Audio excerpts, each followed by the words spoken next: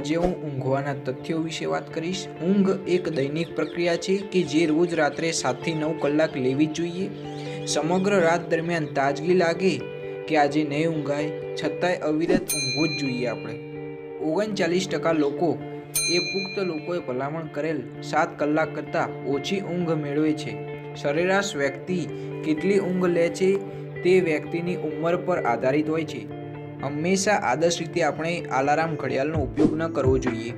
એક નિયમ છે કે જ્યાં સુધી આપણે જાગતા હોઈએ ત્યારે ઊંઘ બહુ આવતી હોય છે, તે પણ આપણા જીવ વિજ્ઞાનની ઘડિયાળ દ્વારા નિયંત્રિત છે, જે મનુષ્યને ચેતવણી આપે છે કે પ્રકાશ છે અત્યારે બહાર, એટલે ઊંઘ નહીં આવવા દે, અને જેવું અંધારું થાય એટલે ઊંઘના બકાસા શરૂ થઈ જાય છે, અને જીવ વિજ્ઞાનની ઘડિયાળ દ્વારા બધું નિયંત્રિત થતું હોય છે। આજે હું 2 નવા શબ્દો રેમ અને નરેમ વિશે વાત કરીશ। રેમ એટલે કે ઝડપી આંખની હલનચલન અને નરેમ એટલે બિન ઝડપી આંખની હલનચલન। સામાન્ય રીતે રાત્રે દર 90 મિનિટે આ પ્રક્રિયા કરતું હોય છે। આ પ્રક્રિયાને ઊંઘવાનું સ્થાપત્ય કહે છે, એટલે કે મૂળ પાયો કહે છે। નરેમમાં 4 તબક્કા હોય છે, એટલે કે આના વગર આપણે સપના જોઈ શકીએ નહીં। આપણે 4 તબક્કા નીચે પ્રમાણે જોઈશું। પહેલું છે ઊંઘ અને જાગવું, અને પ્રથમ તબક્કામાં એક હોય છે, બંને જોડે કામ કરતા હોય છે, ઊંઘ અને જાગવું। બીજા તબક્કામાં આસપાસનું બધું અદૃશ્ય થઈ જાય છે અને શરીરનું તાપમાન ઘટે છે। ત્રીજા તબક્કો જે ઊંઘનો સૌથી ઊંડો તબક્કો હોય છે, ત્રીજો અને ચોથો તબક્કો જેમાં પુનઃસ્થાપિત ઊંઘ દાખલ થાય છે।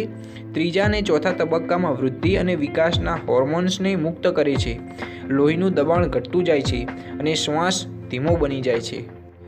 રેમમાં જોઈએ તો તે મગજને આ સમયે સક્રિય કરે છે અને સપનાઓ ચાલુ થાય છે, અને શરીરને આરામ અને શ્વાસ અને હૃદયના દરની વધઘટ થતી હોય છે। યુનાઇટેડ સ્ટેટ્સમાં લગભગ 1000 વાહન એક વર્ષમાં ક્રેશ થયા હતા, જેમાં ઊંઘના લીધે આવું થયું હતું તેમ મનાય છે। આ અકસ્માતોમાં 1500 લોકોના મૃત્યુ થયા હતા।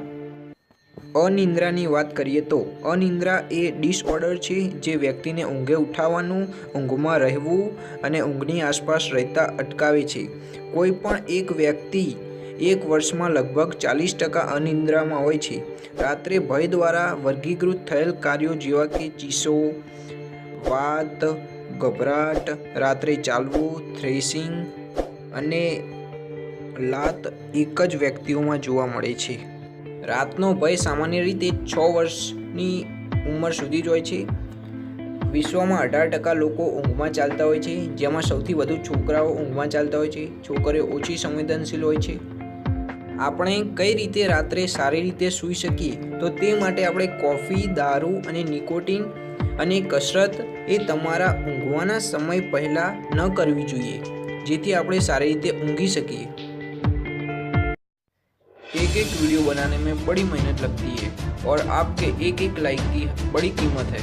अपने राज्य को पावरफुल बनाने के लिए इस वीडियो को व्हाट्सएप के द्वारा अपनी कम्युनिटी के अंदर शेयर करिए, ताकि हमारे लोग भी बड़े बुद्धिमान बन सके। अगर आपने सब्सक्राइब नहीं किया तो ज़रूर करके बेल आइकन को हिट करिए, ऐसा कोई भी इम्पोर्टेंट वीडियो सबसे पहले आप तक पहुंच जाएगा। जैसे वीडियो देखने के लिए आपका बहुत बहुत धन्यवाद।